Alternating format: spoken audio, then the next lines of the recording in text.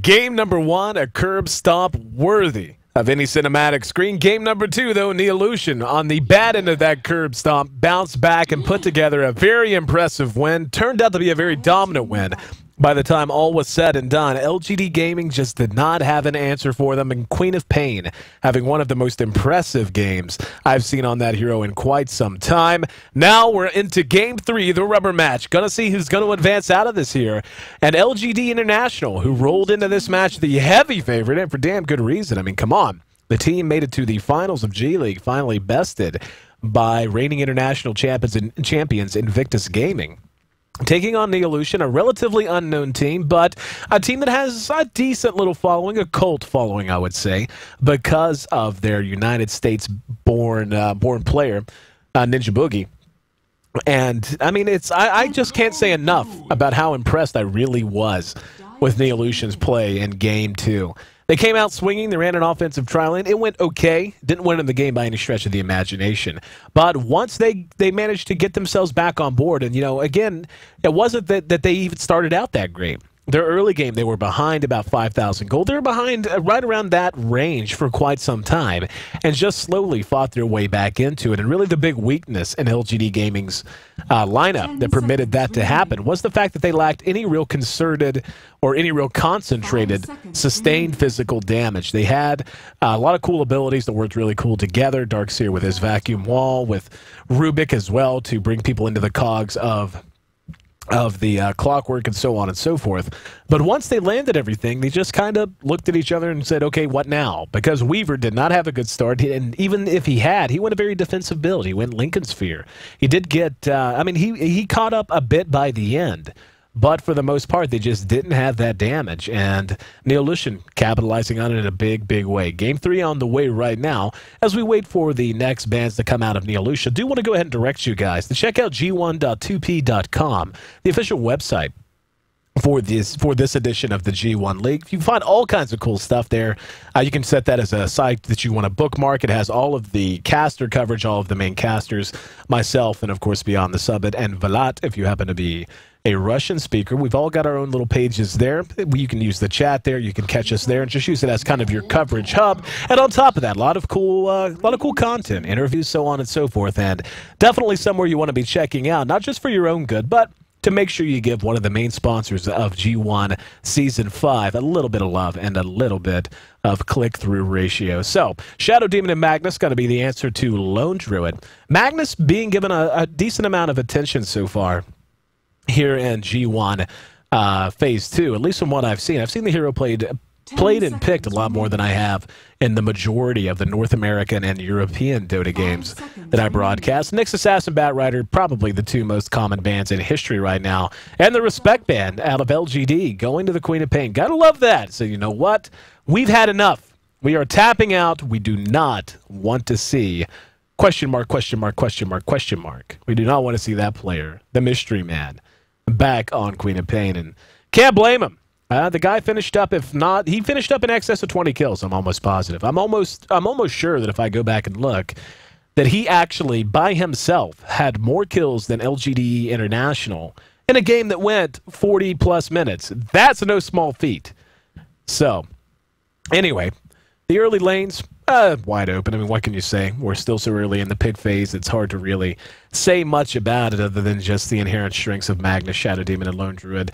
The heroes, I mean, Lone Druid is a hero very much favored by LGD. They like to run him in a variety of situations. They'll happily run him solo safe lane or solo long. Even seen him run solo mid from time to time. Leshrac, Rubik, very strong. I mean, it doesn't get a whole lot more strong than this, just in terms of well-rounded pickups. You've got 2/3 of a tri-lane, depending on who you want to put in that tri-lane. Do you want to go ahead and safely farm the Druid? Guarantee, no doubt about it, that he's going to have all the farm he wants early on by sticking Leshrac and Rubik with him? Or do you offensively tri-lane? And it kind of surprised me. And again, it's not like it's unheard of. You know, I didn't want to give the false impression in Game 1. But many, many teams actually tend to prefer to run defensive tri-lanes when on the Radiant side, just because of what a huge advantage it can be to give a lot of attention to mid-pulling and mid-stacking and so on and so forth, abusing that mechanic, which has really risen to prominence over the last month or two.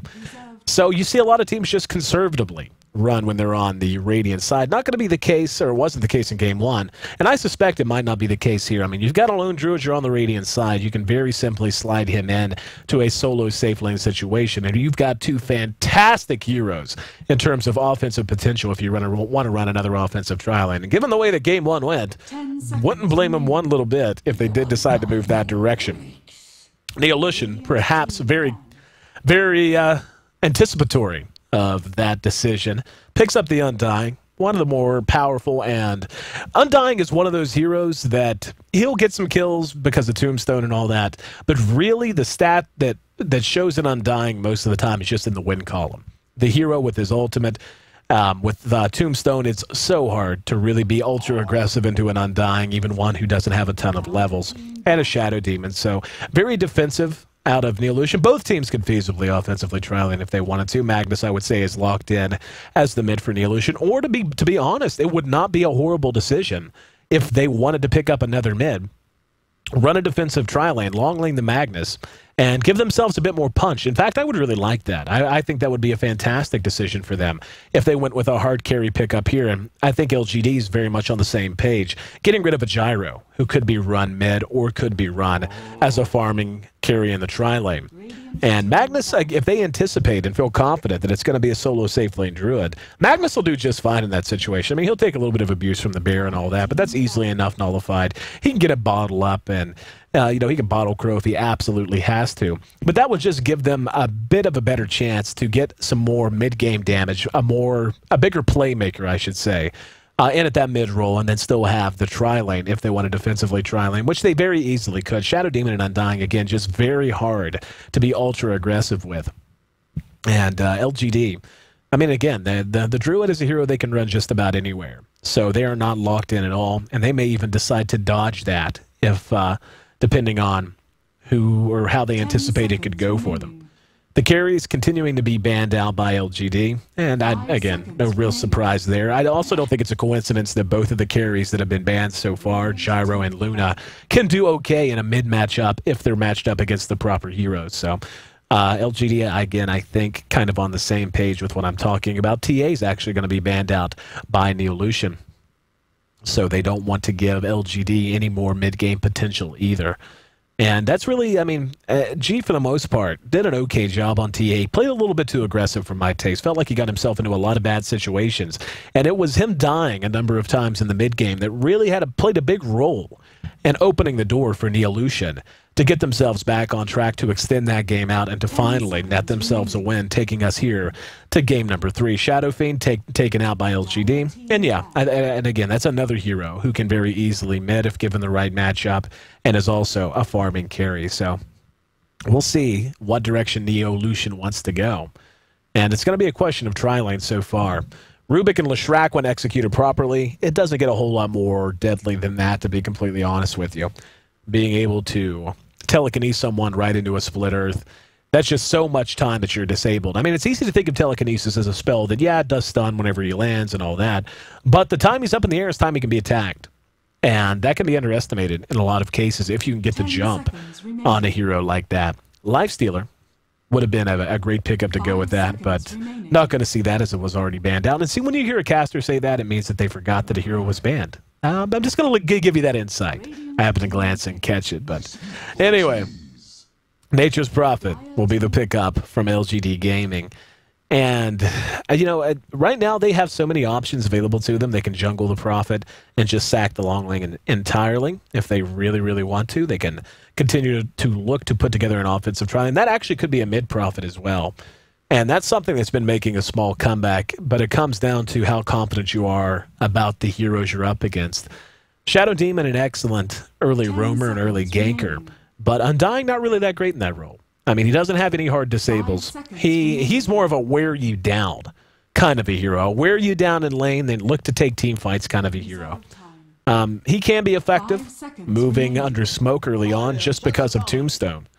But that's another guy right there, Shadow Shaman, picked up from Neo.int, that is just absolutely excellent at being able to hold someone in place and get a kill put together. Now, with the 3 supports we already see in Shadow Demon, Undying, and Shadow Shaman, that could very easily be a long lane Undying, and they could just mid the Magnus. They could long lane the Magnus and mid the Shadow Shaman as well. It's been a long time. Shadow Shaman mid was something that was very much in vogue about a year ago when I first started broadcasting Dota 2. Shadow Shaman was first pick and run mid a hell of a lot. Chen will be the final pickup from LGD Gaming.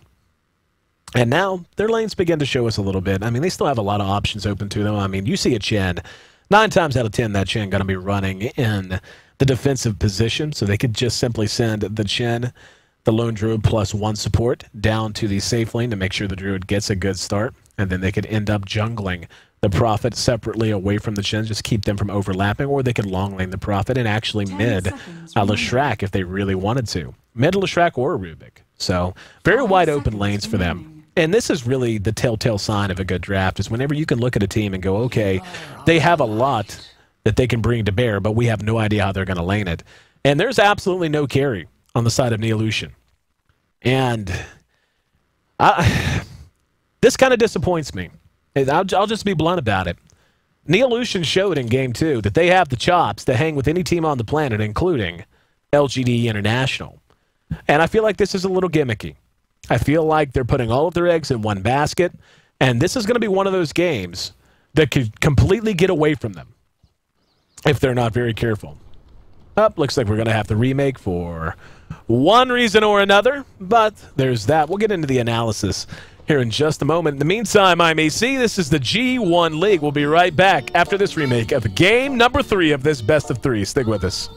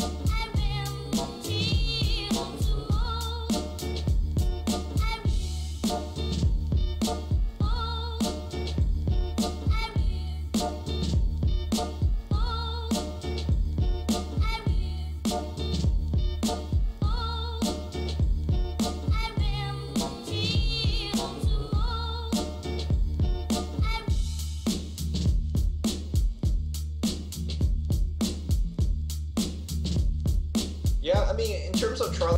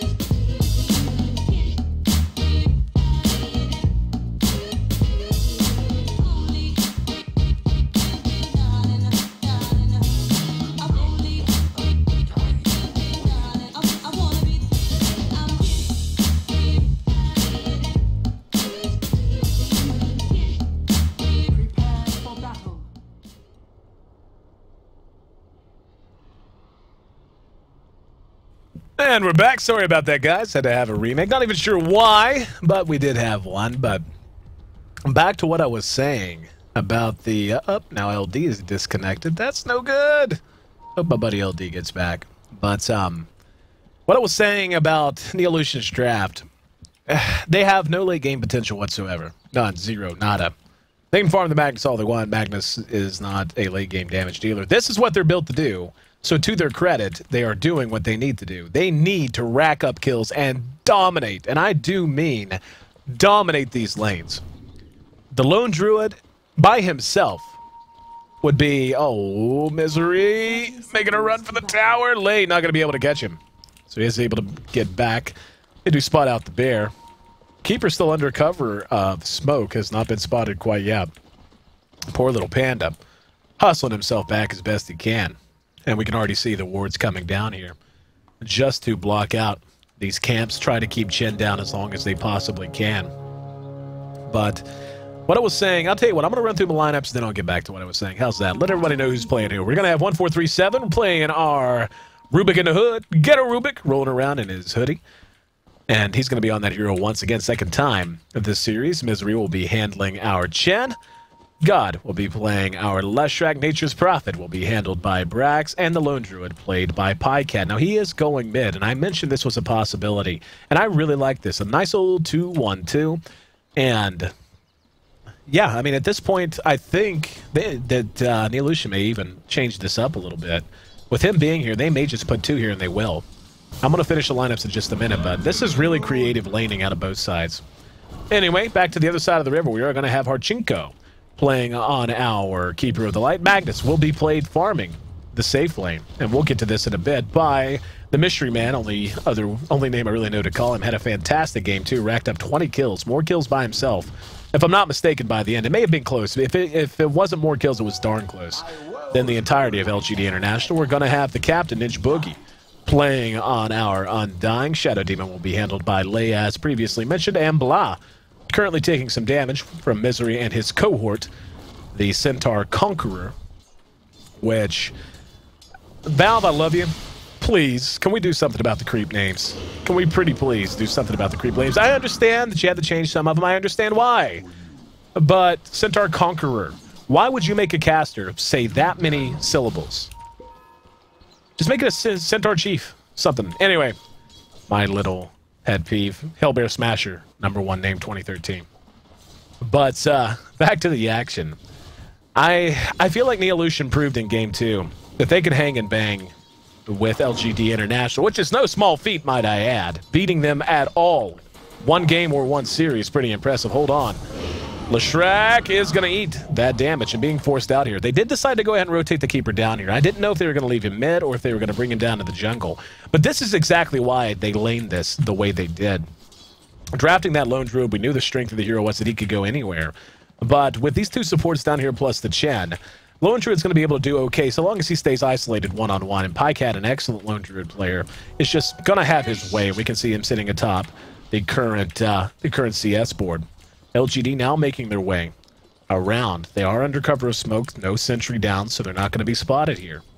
And Blah, oh Blah, level 2. Only 1 point telekinesis, all you need. Centaur is in position. This is going to be our first blood. There's the follow-up stomp. Down he goes. TP reactions there. Bought him some time, but not nearly enough. Very well executed out of LGD. Very good reaction for the most part out of Neo.int. I feel like they did their job quite well there. But you just can't allow that to happen. And the thing about that is 2.5 to 4.5 minutes.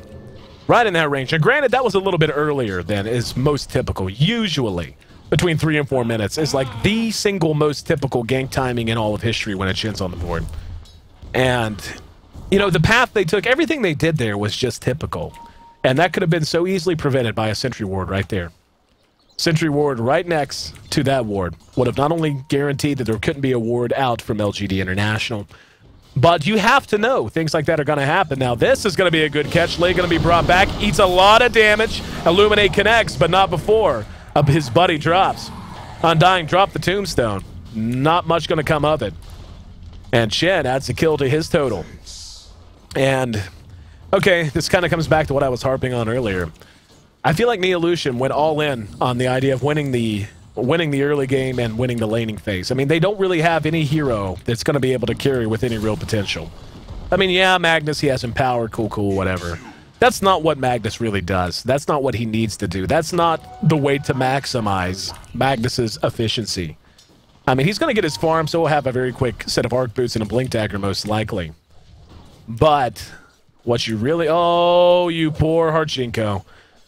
This is what a sentry ward does. They don't have another one, though. Huh. Actually unable to do anything with that. That's really unfortunate for LGD. But Harchinko, feeling quite fortunate, making his way back down here. Wants to try and do anything to slow down what's happening so far. Lesh is actually farming remarkably well, given the pressure he ostensibly should be under. But sitting at 16, he's in good shape. 21-21.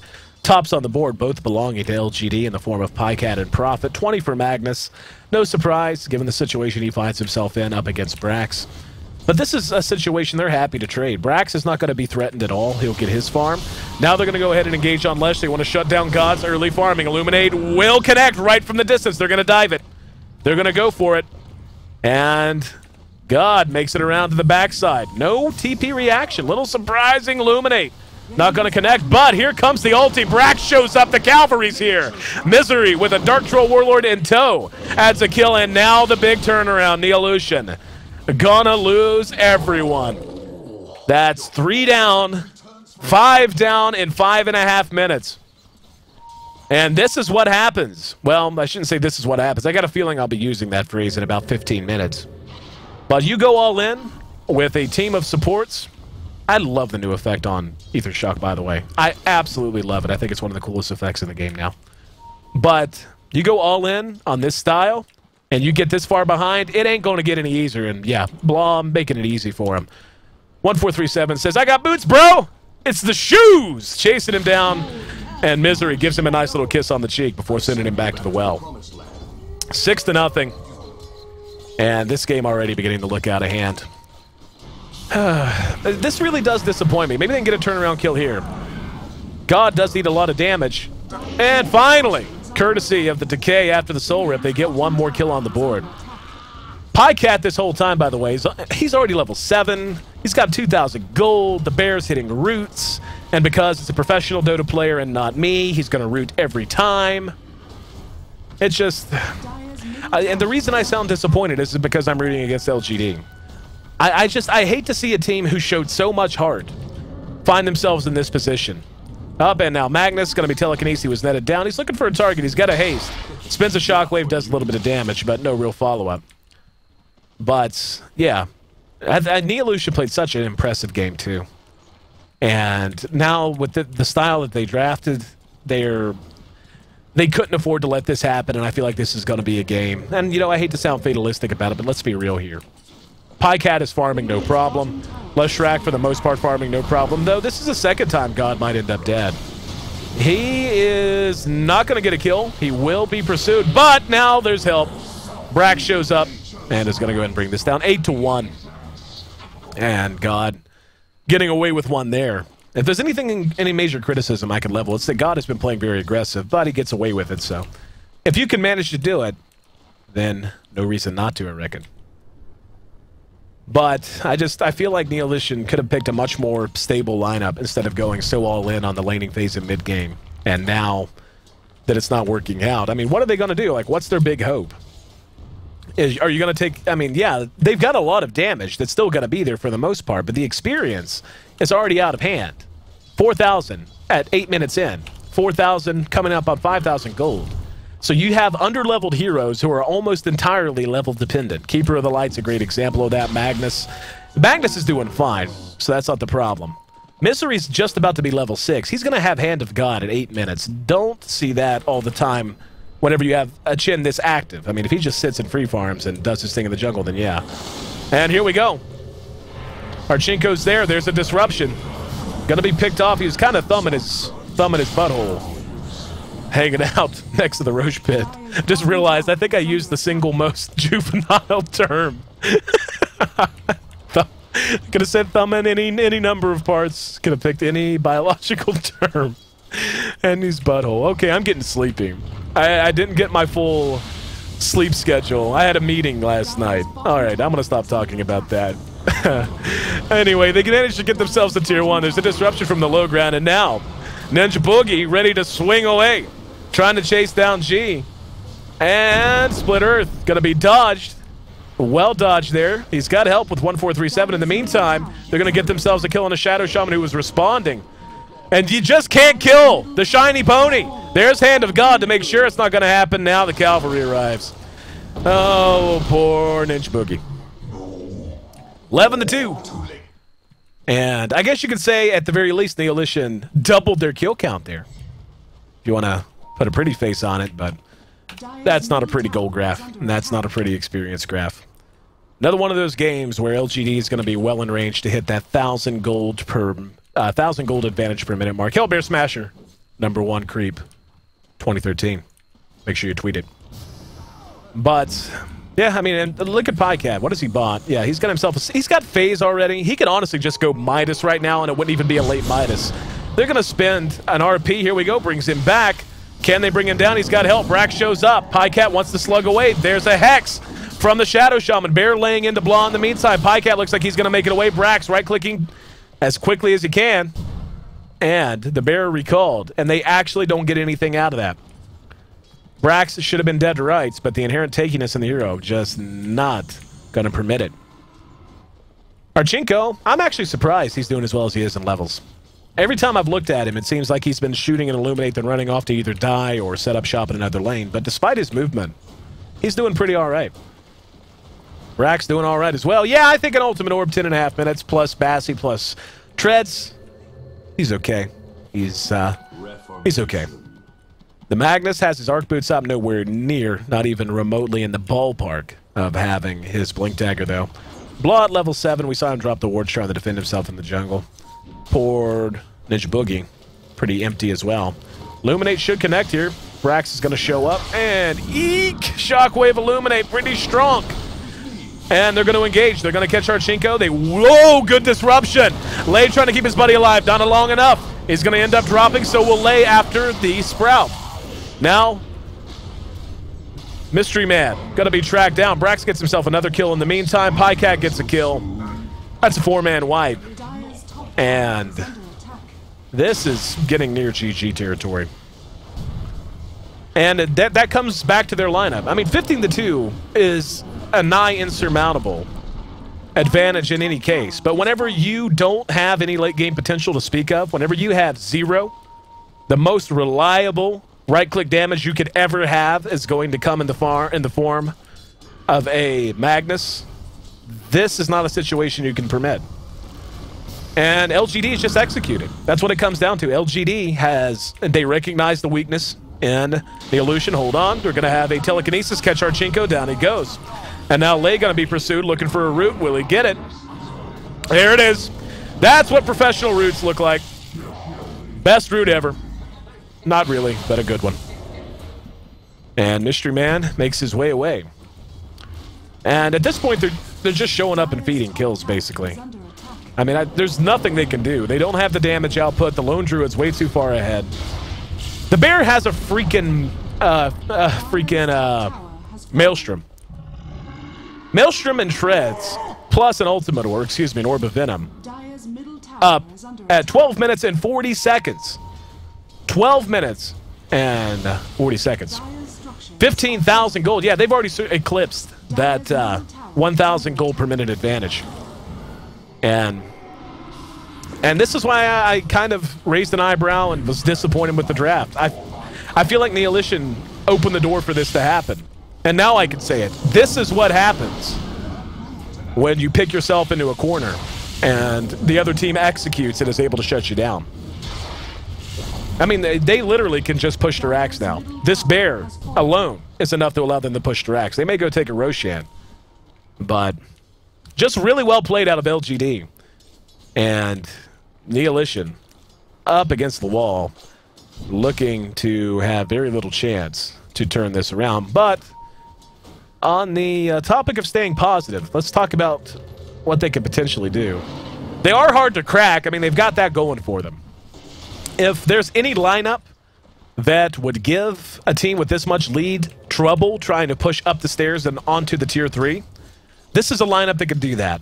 Tombstone, Shockwave, the Shockwave Illuminate damage output, plus Ether Shock. I mean, those 3 abilities, that's enough to just flat out kill most heroes at this stage, if they're well leveled. And they're okay, I guess, but anyway, this tier 3 going to be defended. Magnus has RP, still nowhere in the neighborhood of his Blink Dagger unless it's on the courier. And, you know, they can do this. They're going to be able to cause some problems. But, I mean, hell, it's the Chain Lightning, even have a Lustrack, just doing so much damage. And now, and this is what's going to happen over and over again. The Bear's just going to be able to sit there, tank the tower. Treants are going to be there to spread the damage. That's the last outer tier tower. 14.5 minutes in, now the tower stands, and willing to bet. Poor Roshan got a bounty on his neck. They're going to move on into the Roche pit. 15 minutes in. Coming up on 20,000 gold. The advantage for LGD. And I just want to say while I have a moment, because this is a very dead, uncontested Roshan. Neo.int completely impressed me in Game 2. For a team to come back that well, to show that much heart and character and fortitude to bounce back from a loss that was, to be honest, just about as bad as the one they're about to take right now. And to bounce back and to take a game like that, I was really impressed with them. And they're a team I'm going to keep an eye on from now on, regardless of the fact that, in all likelihood, their run here in the Asia qualifier is about to reach its conclusion. But I'll be keeping an eye on them, and I hope you guys will too. I think they're a team with a lot of potential, and a team that I look forward to hopefully casting more in the future. While we have this brief pause, I want to go ahead and direct you guys one more time to the main website for G1 League Season 5. That's G1.2p.com. Check that out. It's got your caster hub, me, LD, and Beyond the Summit, as well as Vlad if you happen to be a Ruski. And lots of cool articles, lots of cool stuff. Make sure you go show them some love. That's the website controlled by the main sponsors of G1. And aside from being good for you, because you get a caster hub where you can bounce back and forth between streams as you desire, you also get some pretty cool content. Interviews, write-ups, articles, all that. So would love it if you guys would check that out, stick it on your bookmarks. Just give it a check every morning, because I'll be here every morning, and in between games, hey, I'll chat with you, but you can also be reading over at G1.2p.com. 15.5 minutes in. Scythe of Ice done on Brax. I'm not disappointed that LGD's winning. I'm not. I like those guys. I've known those guys for a long, long time. And even got to meet most of them at the International too. But I just hate to see a team that looked so much better in Game 2 find themselves in this situation. I feel like this could have been a great chance for them to really make a mark for themselves. And instead, their draft just very all-in, and sometimes you go all-in and you lose on the river, and sometimes you go all-in against aces. And that is kind of the feeling that you get as LGD looks to close this game out. Don't forget our second series will be coming up at 7:30 a.m. Eastern Standard Time. It's going to be 12:30 p.m. right at your lunch hour if in Europe, so no excuse for you not to tune back in then. Get you some munchies and enjoy some Dota. And 7:30 p.m. if you happen to be on Singapore time. Looks like this could potentially be our game-ending push. If they're able to bring this Rax down, they can probably just mega at this point. But Neo.int not going to make it easy for them. They've got wards, they've got Tombstone, they've got Keeper of the Light, one of the most annoying heroes to push into, for sure, and they've also got an RP, so Let's see if they can put it all together and get themselves one good win to get things back on track. Here we go. Undying moves in. He's going to be sprouted out, and we're going to see them pull back, use the mech to get back into fighting shape. Illuminate going to come up a bit short, singe the tail feathers a bit, but not much else. And Brack's just going to go ahead and peace out. Looks like he may be willing to split push here. And again, this is just the convenience you have with this kind of a lineup. Not only do they have much more late game potential than Neo.int could have ever hoped for, they also have tons of split push potential. And their early push potential is actually absurd. Leshrac, Chen, and Lone Druid alone, those three heroes can push like nobody's business, and they can do so relatively easily. Brax rejoins his squad, TP's back in. So, just getting that lane moving the right direction, not wanting to overcommit to it. Illuminate is going to catch another McCreep. Shockwave, same deal. Here come the treants. Oh, there we go. Block hop with the side device is going to be disrupted, though. Good job by Lay. Keeping him alive. Follow-up is there, though. Down he goes. Bear about to drop, but all the damage coming off on both sides. G is there. There's the hand of God to get their gloves back up. Buyback from Shadow Shaman. No, this is their last chance. Here comes Mystery Man. The Aegis will be popped, and Mystery Man going to drop before he can use his RP. Can't let that happen if you're Magnus. BKB, fresh on Leshrac, going to be put to use. And Ninja Boogie gonna be the one of the last man standing. And we can see, I mean, they actually held their own there, given how far behind they were. And the class act coming out of Ninja Boogie calls to GG and tells them good luck in the next round. Honest to goodness, guys, keep up with this team. This team reminds me a lot of some of the other teams I've casted in the past that had all the potential in the world, maybe had some problems in the draft, maybe had some problems with execution. And losing 2-1 to LGD International is not exactly something to be ashamed of. They did take one game off of them. And yeah, both losses were pretty lopsided and ugly, but I think there's potential on this squad, and I hope they stick together, keep playing. And I wish them the best of luck. I hope that they wind up in a bracket of another tournament I cast at some point. I would love to see this team develop, just because the potential is there. But LGD just on another tier today. Another sub 20-minute win. And if I'm pretty sure it officially took LGD less time to win the 2 games they won than it took Neo.int to win the 1 game they won. I'm almost positive that when the GGs came out, if you combine games 1 and 3, they actually weren't as long as game number 2. So an absolute domination, followed by a slugfest, followed by an absolute domination, and LGD keeps rolling here in Phase 2 of the G-1 Champions League Asia qualifiers. The Neo.int sees their run come to an end. And they're still playing. You know what? I don't do this. I'm sorry. I'm sorry. It's North American, European style, baby. GGs are called. You quit fighting.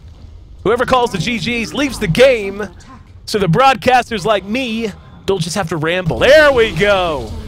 Finally, we see the ancient drop. Excellent performance out of LGD in games 1 and 3. Impressive performance out of Neo.int in game 2. Unfortunately, close only counts in horseshoes, hand grenades. And close enough, not close enough for Neo.int.